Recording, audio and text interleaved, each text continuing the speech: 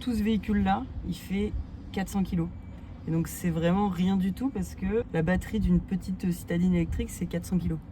On s'imagine bien les économies de matériaux, d'extraction qui va derrière, la mise en œuvre, parce que ce qui est le plus énergivore et impactant souvent, c'est quand même la production du véhicule.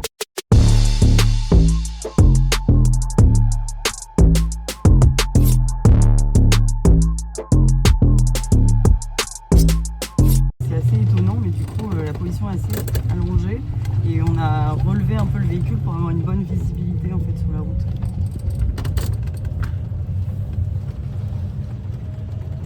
On recharge aussi dès qu'on lâche l'accélérateur. Hop. Là ça recharge via le solaire et ensuite via les batteries qui sont sous les sièges à l'extérieur.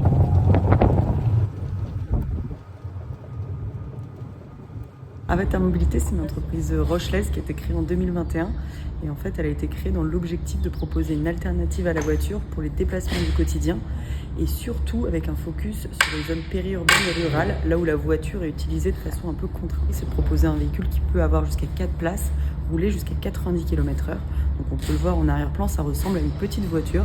Ça a quasiment le même usage au quotidien. Là où dans beaucoup d'endroits et à peu près partout dans le monde, pour nos déplacements courts du quotidien, on utilise des véhicules qui font 1,5 tonne, 2 tonnes, 3 tonnes quelquefois avec les véhicules électriques. C'est un non-sens absolu. On peut faire autrement, que c'est tout aussi pratique au quotidien, que ce sera une grosse économie d'émissions de CO2, donc il ne faut pas s'en priver. Et puis plus globalement, quand on regarde en coût total d'usage, c'est aussi plus économique pour une entreprise, pour une collectivité, pour un particulier. Donc il n'y a aucune raison de se priver de ces solutions. Et en plus, dans ses vertus, voilà, de créer des emplois et d'utiliser des compétences et si possible des matériaux locaux. Quand on propose une alternative à la voiture, l'idée c'est d'avoir une alternative économique mais aussi écologique. Et donc dans toute cette étude d'éco-conception, on a vraiment fait en sorte que le véhicule ait le moins de matériaux, que ces matériaux soient le plus recyclables, que le véhicule soit le plus léger. Et donc ça amène beaucoup de contraintes. Et la dernière, c'est que ça soit bien réparable. Aujourd'hui, on a un véhicule qui a un châssis acier comme la plupart des voitures. Et dessus, on va venir amener un matériau plastique thermoformable qui va apporter une grande légèreté et une grande absorption au choc.